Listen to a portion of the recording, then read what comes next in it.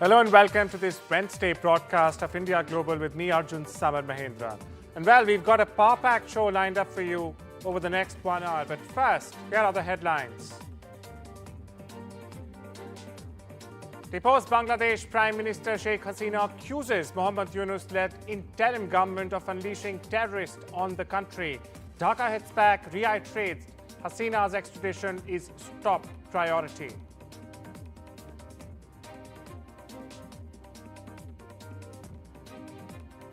Weakened death by suicide of 20-year-old Nepalese student in Odisha's KIIT University sparks unprecedented wave of allegations, arrests, diplomatic tensions, and student unrest.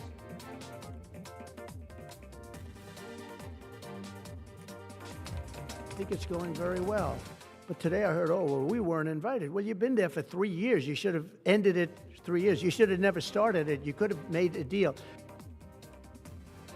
Ukrainian President Volodymyr Zelensky hits back after Trump's scathing comments, says POTUS living in Russian disinformation space. Militant group Hamas set to free 6 Israeli hostages on Saturday, promises to hand over bodies of 4 other deceased hostages this Thursday.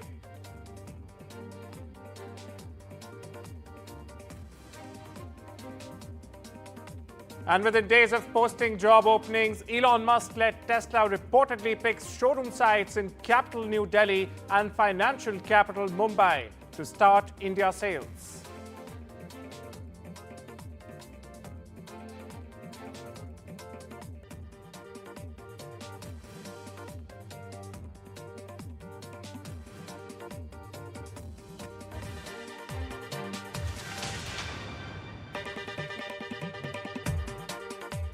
On to a big story this Wednesday broadcast in a Zoom call that has further complicated the already complicated South Asian political landscape. Bangladesh's exiled former PM Sheikh Hasina unleashed a storm of accusations against interim government led by Muhammad Yunus, calling him a mobster and even claiming he has unleashed terrorists upon her nation. Now, Hasina vowed to return and avenge the death of our policeman. With the scars of last year's student uprising still fresh, Hasina recalled the tragic killings of 4 policemen, blaming Yunus for masterminding the bloody events that led to her ouster. I will return and ensure justice for all of you, she declared with an unwavering resolve. Her words a promise to confront the chaos she believes Yunus has unleashed. Listen in.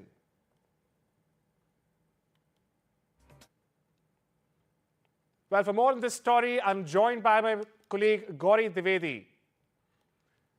Gauri, given the gravity of Hasina's accusations, do you think it is only Yunus's government responsible actually for the violence, or could there be other more sinister forces in this case at play in the volatile political situation? Arjun, a large part of the blame of what Bangladesh has really become right now rests with Muhammad Yunus. He is the head of the interim government. It's been over 6 months.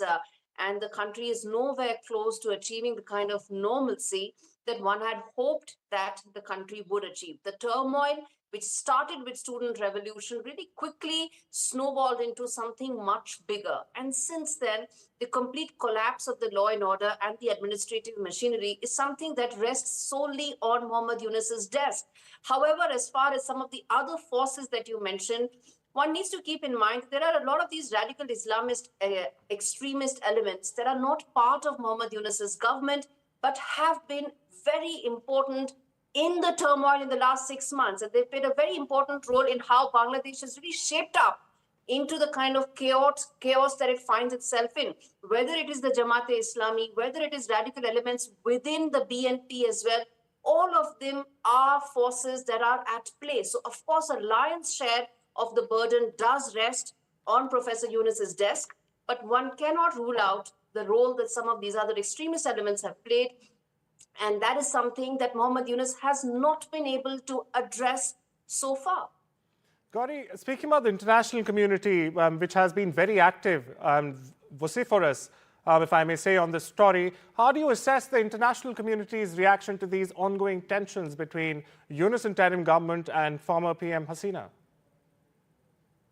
Arjun, a lot has changed ever since the student revolution started on 5th of August. What has changed is there's now Mr. Trump who is in power, and there is now Tulsi Gabbard, who is the head of the intelligence agency at US. She's been more than once, she's publicly spoken about how Bangladesh's dissent has really been exacerbated in the last couple of months. She's spoken about the plight of Bangladeshi Hindus who've been at the receiving end of one of the most horrific crimes that Bangladesh has seen in the last couple of months. Those are very important extraneous factors that will have an impact on Bangladesh's future from here on.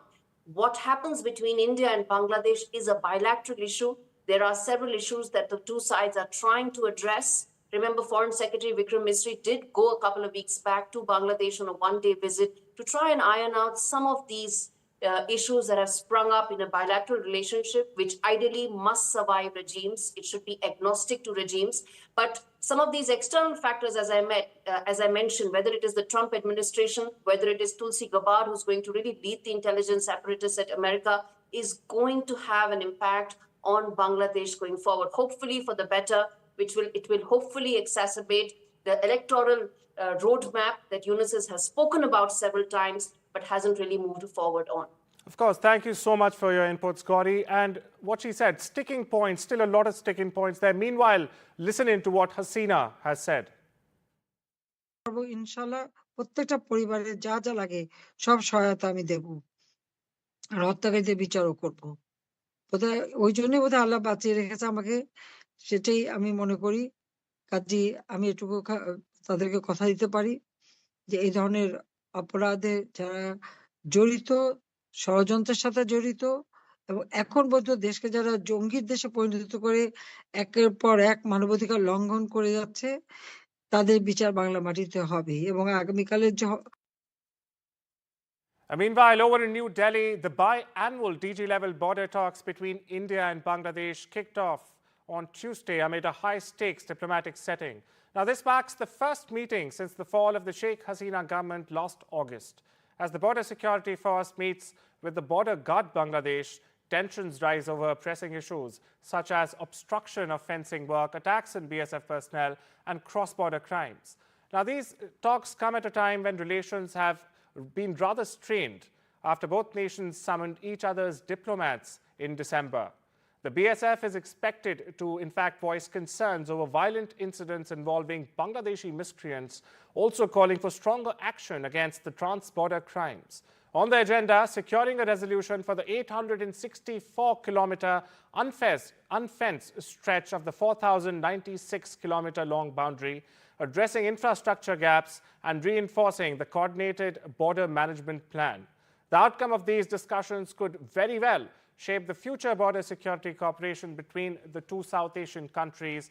Now, the summit, which is taking place at the BSF headquarters here in New Delhi, will conclude with a joint statement of discussions on the 20th of February, that's Thursday. But it remains still to be seen whether it will ease tensions or further escalate them. For more on this story, we're joined by my colleague Neeta. Neeta, if you can hear me, given the recent diplomatic tensions between the countries, how likely it is really, that these talks will result in a significant breakthrough or progress on border security issues? See, both the sides are trying at least to come to an understanding. We have to also remember that an MOU numerous MOUs have been signed between both the nations between 1975 to 2021. As per these MOUs, there is a zero line which defines the international border, and from the zero line till up to 150 yards, no construction can be done. And now this fencing which was happening, as per Bangladesh's claim, they say that some of the area was falling under this jurisdiction, the jurisdiction of 150 yards. Now both the sides have agreed to come out with joint inspection teams. These inspection teams are going to do audit of the entire area. About 900 kilometers of the area is still to be fenced. So the entire area is going to get audited again. Both the sides are going to submit their inspection reports to their home ministries, and from there the things are going to be taken forward. But it's a strenuous exercise as far as the border security force is concerned. They say that they have conveyed to the border guarding forces of Bangladesh that security measures at the border, including on the fencing of India, needs to be observed. All the protocols need to be observed. So that has been the line which the Ministry of Home Affairs and the Border Security Force has been taking as far as these talks are concerned. Thank you so much for your inputs, Neeta. And of course, we'll follow up this story tomorrow when the statement actually comes out. Meanwhile, Odisha Chief Minister Mohan Charan Manji has urged Nepalese students of Kalinga Institute of Industrial Technology, or KIIT as it's known, to return to campus and resume studies, assuring them that peace and normalcy will be restored soon. Around 1,000 Nepalese students of KIIT were issued suspension notices and even asked to leave the campus immediately by the institute's authorities this Monday, following protests after the body of a student hailing from the neighboring country, Nepal, was found hanging from the ceiling of a hostel room on Sunday. However, following the intervention of the centre and the state governments, the KIIT authorities tendered an apology and requested the Nepalese students to return back to campus. Now, earlier, Nepal Prime Minister KP Sharma Oli, in a post on social media platform X on Monday, had said, "Our embassy in New Delhi has dispatched 2 officers to counsel Nepali students affected in Odisha. Additionally, arrangements have also been made to ensure they have the option to either remain in the hostel or to return home." Now, this is based on their preference. Nepalese students of KIIT alleged they encountered harrowing experiences, in fact, following the protests over the unnatural death of the student, including being moved out of campus and left at Cuttack railway station, besides being roughed up, leaving many of them, in fact, scarred and fearful of returning to the campus. Now, I'm joined by my colleague Prabhakar for the latest on this. Prabhakar, how do you think the recent suspension of the Nepalese students at KIIT and their subsequent treatment has affected the diplomatic relationship between New Delhi and Kathmandu? It has indeed taken a toll, and it was actually at the intervention of the Nepalese Prime Minister that this matter not only got flared up, but the entire machinery got activated, right from the Odisha government to the local police administration, which is investigating the suicide case of that particular girl from Nepal, and also the central government. Even the Ministry of External Affairs got involved into it. And that is the reason why we are seeing the arrest of 5 persons from the KIIT University, including the 3 of the directors. They were arrested yesterday, and later they were released on bail.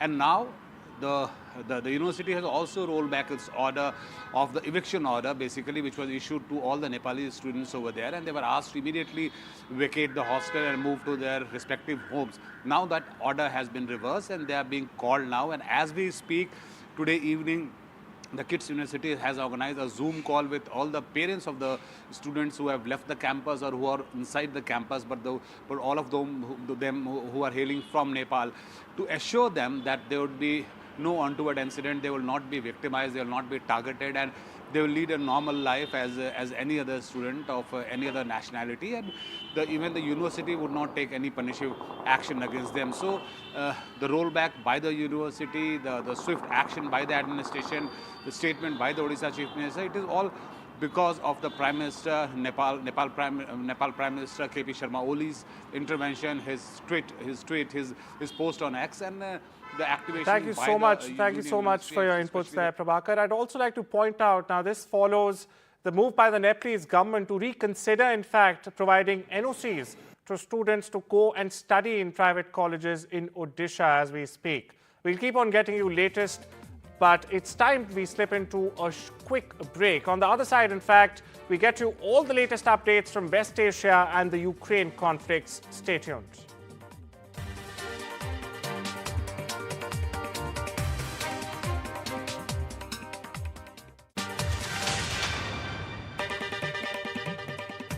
Welcome back. You're watching India Global with me, Arjun Samar Mahendra. News from West Asia now. The dramatic development in Gaza, where all 6 remaining hostages, in fact, in the first phase of the ceasefire deal, are slated to be released this Saturday, marks a significant moment in the ongoing negotiations between Israel and Hamas, the two adversaries. The release will include 2 long-held Israelis, Avera Mengstu and Hisham al-Sayed, who were captured after entering Gaza on their own in 2014 and 2015. However, the announcement of the release was overshadowed by the news that the bodies of Shiri Silberman Bibas and her 2 young children, Ariel and Kafir, would be returned to Israel. This revelation dashed any remaining hopes that the Bibas family might still be alive. Meanwhile, Hamas has submitted a new proposal to release all hostages at once in phase 2 of the deal. Now, this contrasts with the initially agreed staggered release. This shift in approach appears motivated by Hamas's desire to avoid a resumption, in fact, of Israeli military operations in the enclave. Now, despite this potential step forward, the families of hostages are growing increasingly desperate. Some are even demanding urgent updates from Israeli Prime Minister Benjamin Netanyahu on the stalled negotiations for phase 2. In a separate development, the Israeli Defense Forces have withdrawn from most of southern Lebanon following a 90-day ceasefire agreement with the country, further reshaping the geopolitical landscape in the region. My colleague Mohammad Ghazali brings us the latest on these shifting geopolitical sands of West Asia, as they are called. Ghazali, how significant is Hamas's proposal to release all the hostages at once? And what impact could it have on the ongoing ceasefire negotiations with Israel? See, Hamas has been showing that kind of seriousness by offering a new proposal, because last time, if you remember, in the previous stages of releasing the hostages, Hamas at once had stopped releasing the names a few days before the scheduled stage and had said that we want to express our concerns that how Israel has been violating the ceasefire. And now, by offering it, they yet again want to convey a message through the mediators that they're very serious for following the ceasefire guidelines or the rules as laid down by the mediators. And that is why they want to release all the hostages in one go. But what they're asking for is a big concession in this deal. They're asking for full withdrawal of Israeli forces from the Gaza Strip, which is something Israeli Prime Minister Benjamin Netanyahu has time and again refused to do that, even while talking or even while discussing it with his partners in West Asia, be it US President Donald Trump or with the mediators in Egypt and Qatar. Because what is Benjamin Netanyahu has said that the entire objective of this war was to eliminate Hamas and ensure that Hamas never recovers from this blow and never gets to govern the Gaza Strip. But if Israeli forces withdraw from the Gaza Strip, then certainly Hamas is the only militant group over there which can govern Gaza. And that is what the risk Israel says it poses to the security and safety to its citizens. And that is why Israeli Prime Minister will not be agreeing to this proposal, but we'll have to see that how negotiators from Egypt and Qatar will have to Ghazali, convince Israel very also quickly, to like you mentioned, the human cost of war is more often than not overlooked in such geopolitical stories, which are constantly sort of changing and evolving. Now, given the recent tragic announcement of the return of the Bibas family bodies, how's the emotional toll on hostages' families influencing the broader negotiation process, or is it not? It certainly is posing influencing the decision of the Israeli government, because all this while the right-wing parties in the Israeli government go.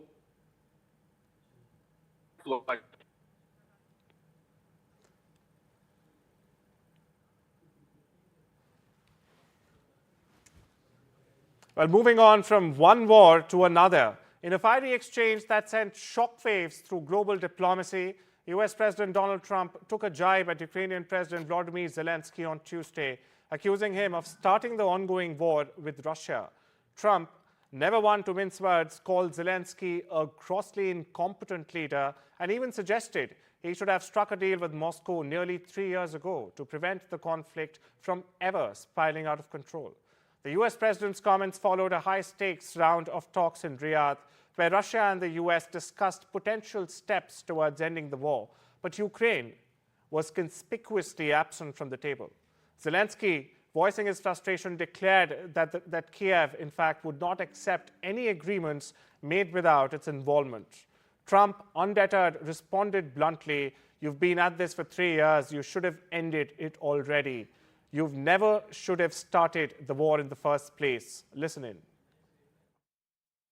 And I think I have the power to end this war. And I think it's going very well. But today I heard, oh, well, we weren't invited. Well, you've been there for 3 years. You should have ended it 3 years. You should have never started it. You could have made a deal. I could have made a deal for Ukraine that would have given them almost all of the land, everything, almost all of the land, and no people would have been killed, and no city would have been demolished, and not one dome would have been knocked down.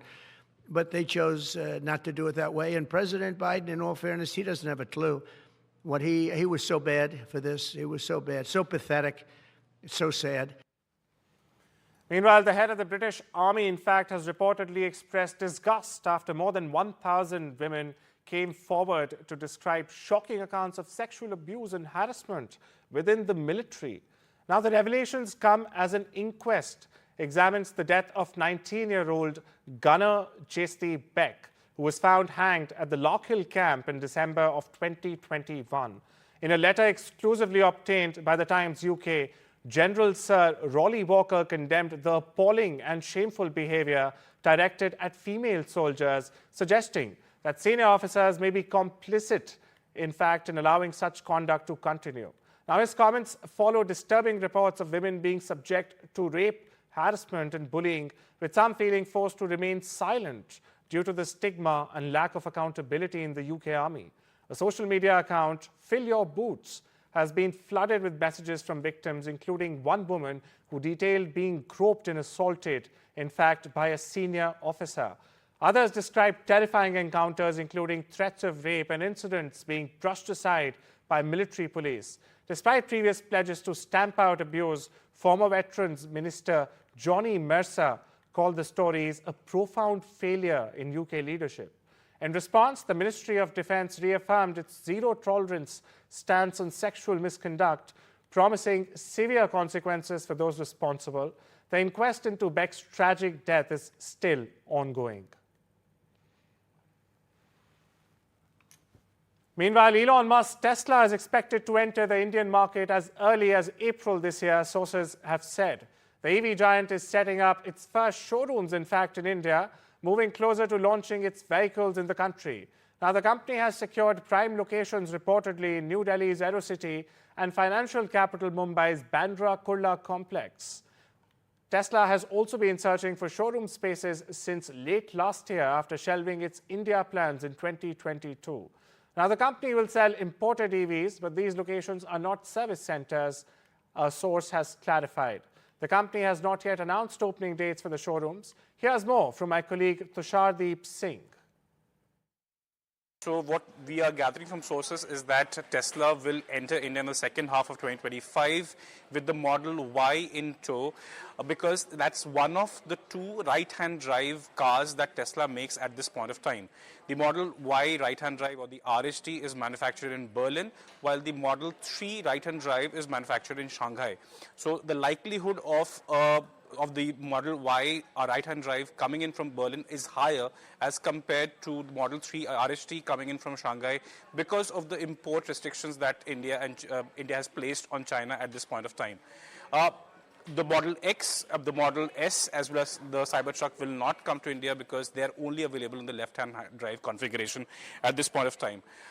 Like you said, yes, completely imported cars, completely built-up units, which is CPU, no assembly operations at this point of time. New jobs have also been announced, one for an engineering post in Pune and as a charging developer in Mumbai. It's time we slip into another break, much more on the other side.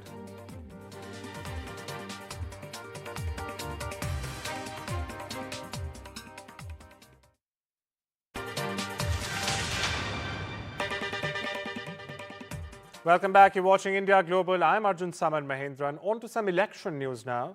Germany is set for a crucial snap election on the 23rd of February, this Sunday, triggered by the dramatic collapse of Chancellor Olaf Scholz's coalition. NDTV's Ridhima Kedia brings you this report on the major issues, in fact, at play in this high-stakes election. Take a look. Germany heads to the polls on February 23rd in a high-stakes snap elections triggered by the collapse of Chancellor Olaf Scholz's fragile three-way coalition. As Europe's largest economy stands at a turning point, the vote will decide who leads Germany and shape the future of Europe. The race is wide open, with 7 parties vying for power.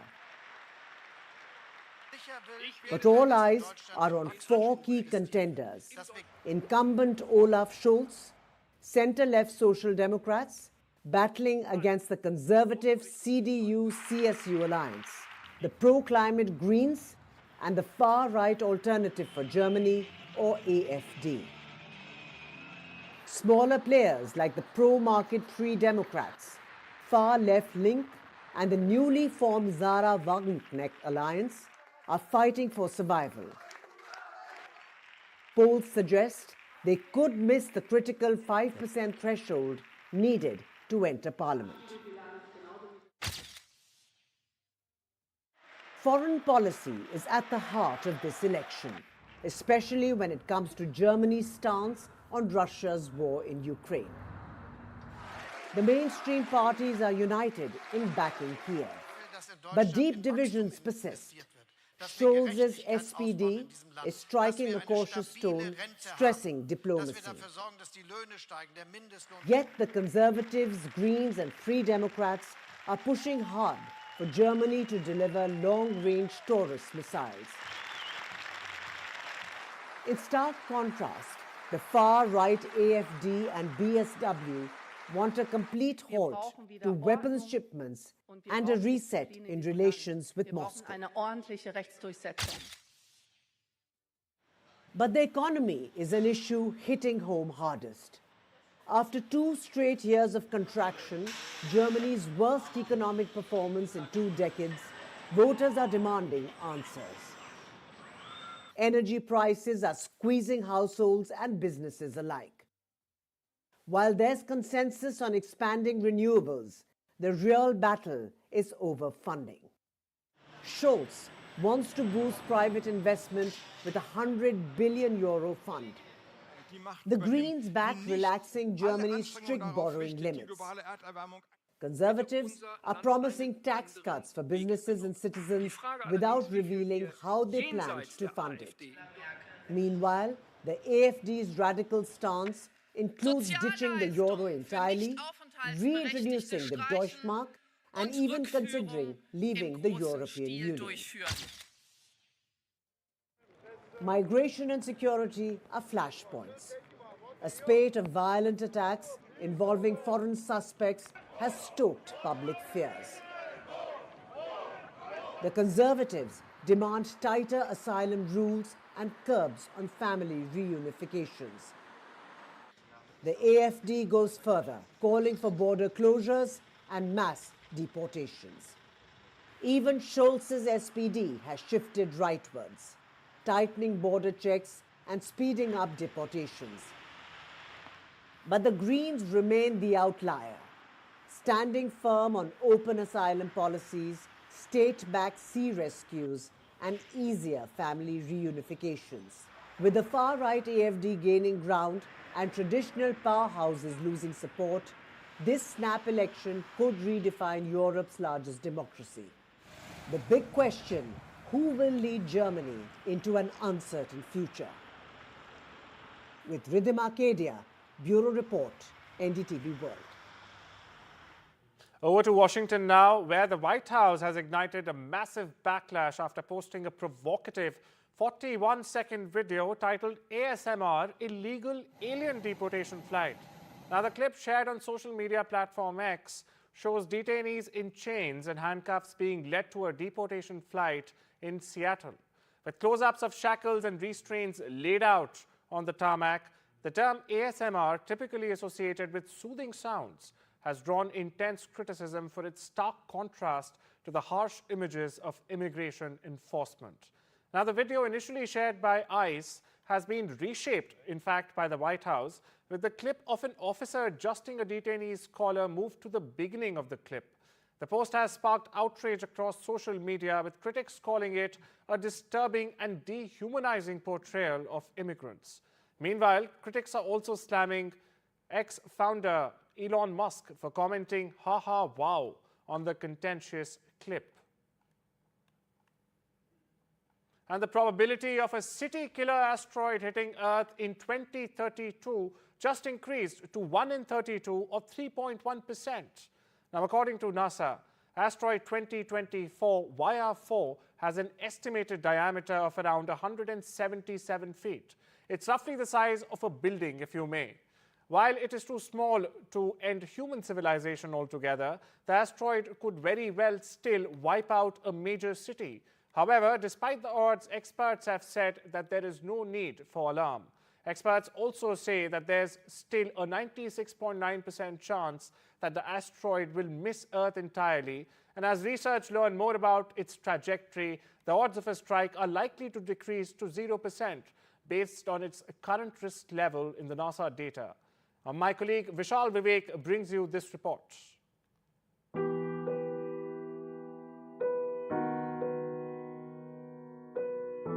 An asteroid that could do some considerable damage has a 3.1% chance of striking Earth in 2032, according to the NASA. The developments make it the most threatening space rock ever recorded by modern forecasting. The global astronomical community has its gaze fixed on the object known as 2024 YR4. Astronomers estimate its size to be between 40 to 90 meters wide. The most likely scenario, if the object enters the Earth's atmosphere, is an airburst, meaning it would explode mid-air with a force of more than 500 times the power of the Hiroshima bomb. However, experts also add there's no need for alarm. The most likely outcome is that it will not hit, and so nobody's panicking yet.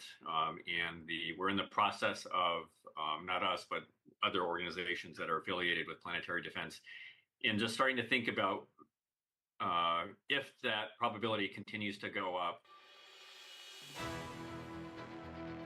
Experts suggest that there is plenty of time to act. While NASA's 2022 DART mission proved that spacecraft can successfully alter an asteroid's path, scientists have theorized other methods to counter such scenarios. With Vishal Vivek for NDTV World, Bureau Report. It's time we step into a short break. Much more on the other side.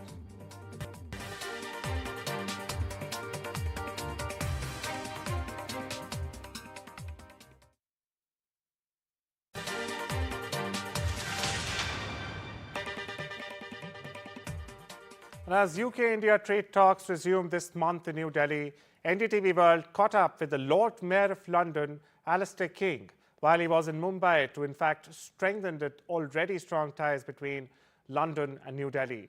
Now, just last year, the UK's trading relationship with India was worth £42 billion and supported over 600,000 jobs across both the countries. He says he looks forward to further collaboration between the two nations. Listen in and have a wonderful day.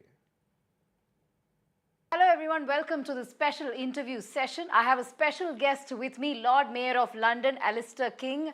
In fact, he is in Mumbai to strengthen Indo-UK relationship, and he will also tell us how he plans to sort of collaborate with us even better in the years to come. Thank you, Mr. King, Lord Mayor of London, for joining us on this important discussion. Let me start by asking you how your trip to Mumbai has been. This is not your first trip to Mumbai. You've worked here before for several years. You have been meeting thought leaders, financial industries, several from business sector as well. Take us through your meetings here and what your key takeaways from these meetings have been. Well, first of all, it's lovely to be back in Mumbai. It's a city that I really like, and marvellous electricity and energy to it, which is so fabulous to be back. The Lord Mayor of London is a remarkable role. The Lord Mayor is the global ambassador for the United Kingdom's financial, professional, legal and maritime services.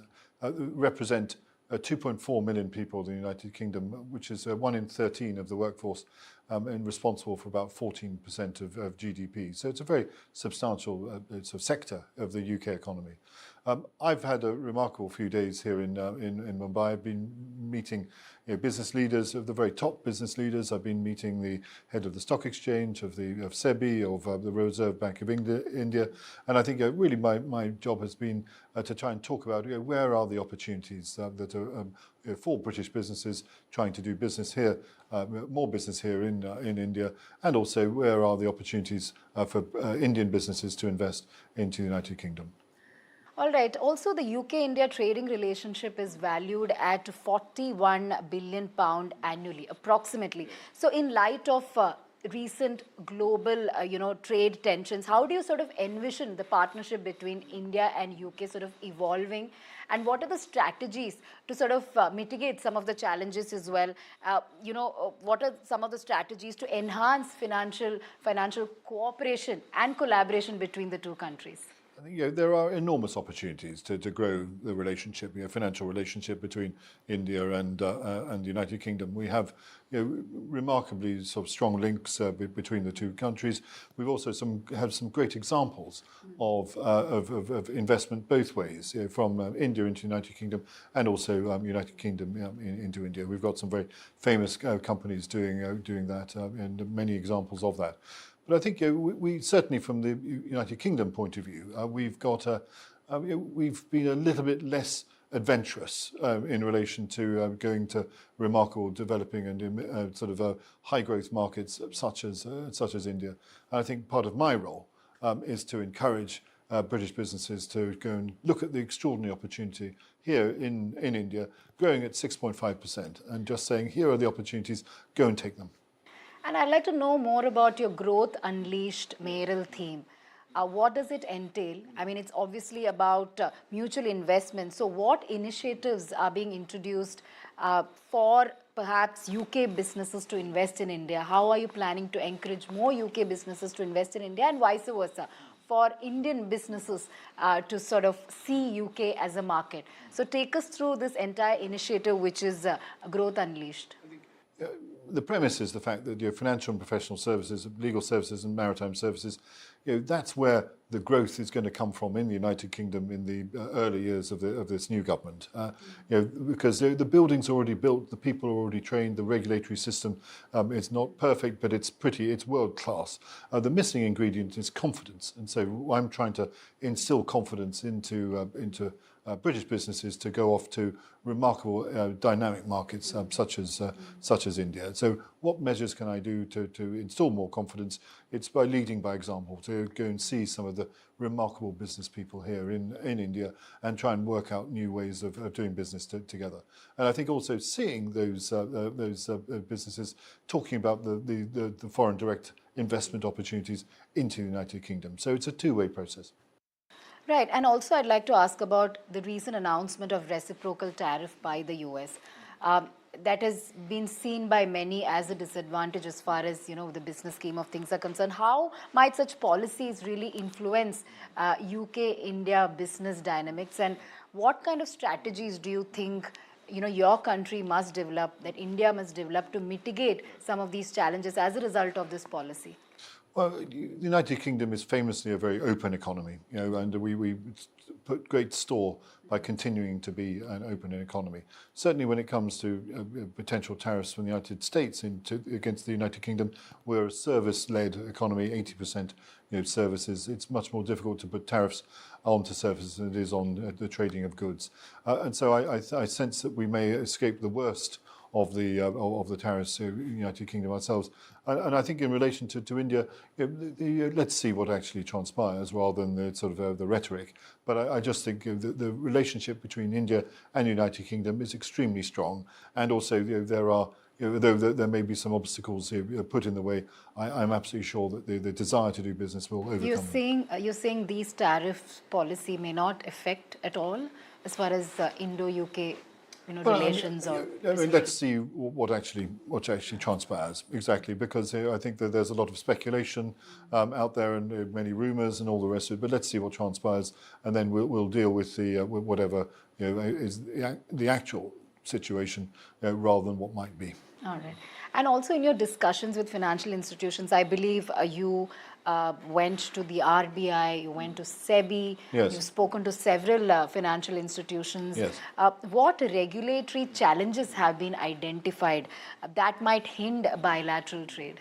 Well, I mean, I think it's certainly better. The business environment here is better than when I first came to do business here in in India some 15 years ago. So it is wonderful to see the improvements that have been made, and so I can certainly report back to British businesses in financial, professional, legal, and maritime services to talk about the opportunities there. But certainly we've been talking about deregulation. We've been talking about the opportunities to allow new businesses to come in. We've also been talking about the changes that have just occurred in the Indian budget recently. For instance, allowing insurance companies to go from 74% up to 100%. London has the strongest insurance centre in the world, and so therefore that'll be of enormous interest to British insurance companies, and I will certainly be encouraging them to do more business in India. Right, you spoke about insurance sector. Now, as far as innovation and fintech are concerned, they are of course pivotal as far as the business world goes. But how do you assess the current collaboration between UK and India in the fintech domain, and what do you foresee in the future? Because it is an up and coming domain. That's right. It's both the United Kingdom and India have extremely impressive fintech businesses. I mean, really, really world-beating businesses. And I think that the opportunity to collaborate is there. And I think what I'm saying to Indian fintech businesses is when you want to internationalize your operation, then London is the obvious place to come. It has all the regulatory certainties, and it has a well-trodden path in relation to developing fintech businesses. And I think there are very attractive elements. But also the same message for British fintech companies. India is an incredible growing market, all sorts of opportunities out there. We've seen some good examples of British fintech businesses succeed here in India, and I'd like to encourage more to go off and do that. All right, and you're coming from a financial capital to another financial capital, right? So there's a lot in common between London and Mumbai. Yes. You have had meetings with British businesses who are operating in Mumbai. So what are some of the challenges that they told you about? What common barriers have been highlighted by several of these businesses, and how do you plan to sort of overcome them, or how do you see them overcoming some of the barriers when they operate their businesses in Mumbai? You are one of those. You have operated your business in the city. Right. Well, I think that what has been very interesting is speaking to the British businesses about what opportunities does Gift City give to British financial businesses. That's something that's happened since I was doing business here in Mumbai.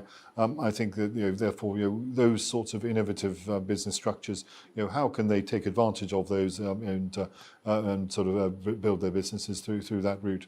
I think also the changes in the budget. How can they again take advantage of that? We talked to a British insurance company, two British insurance operations. Again, talking about the changes there. So I think that's interesting. And I think just sort of are there any ways in which we can sort of lobby Indian government to make some further changes, because that's we want to promote the success of British financial and professional services businesses around the world. You're here as the Lord Mayor of London, but earlier in Mumbai you had set up your business. That's right. So I'm sure there is a difference in the business scheme of things, in the general atmosphere as far as setting up of business is concerned. So what difference do you see? I believe you were here in 2015? So I think from about 2008 through to 2015, that's right.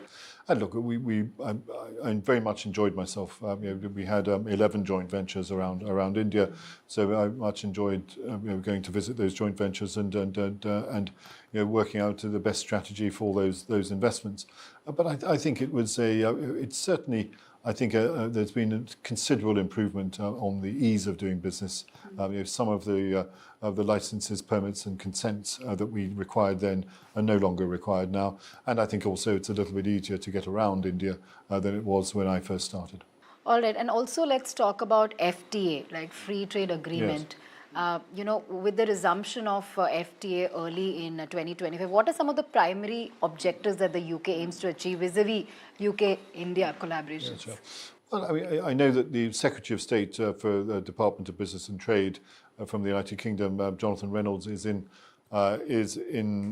Delhi next week, and I think that will start the process to start to renegotiate or to start the negotiations again of the free trade agreement. There's certainly a great deal of willingness on the part of the United Kingdom to start those negotiations.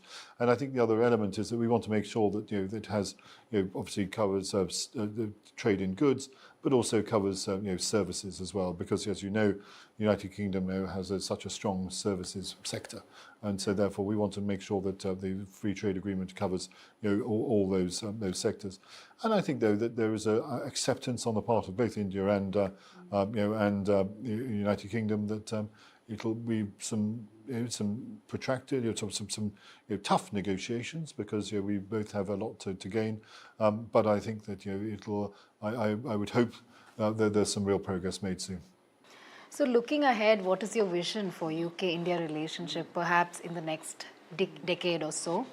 And given the challenges, how do you plan to navigate some of the challenges, potential geopolitical and economic challenges as far as the trade between the two countries are concerned?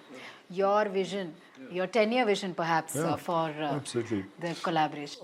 I very much believe in the extraordinary India growth story. I mean, it is quite remarkable. I've seen it at first hand, and I think that there's very much I buy into the possibility of the Indian century. The sort of coming up, how India will develop and will grow. And I think part of my role as Lord Mayor is to celebrate the opportunity that London can play in that Indian growth story, because effectively we've got so many of the skills and so many of much of the expertise that India may require in order to build that. And so therefore I'm doing a series of events in London to celebrate the remarkable Indian growth story and the place that London can, or the part that London can play in that growth story. So when you say remarkable Indian growth story, what does it entail? What do you think are the biggest sort of strong points of India? Is it the skill? Is it the fact that, is it the talent and the skill? Is it the education? Is it the population itself? The fact that, every year there are more skilled people that come out of India. So what is the great Indian growth story? Well, I think it's many parts of exactly what you've said. Certainly the remarkable talent and the education of the people, the number.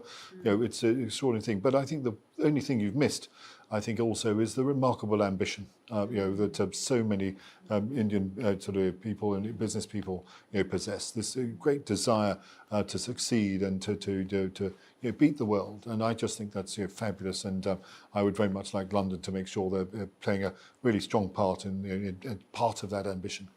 All right, great. Thank you so much. So that was the Lord Mayor of London, who spoke extensively on his vision as far as Indo-UK collaboration is concerned. Thank you for giving us all the insights into it. Yeah. And hopefully we look forward to see how these partnerships really grow.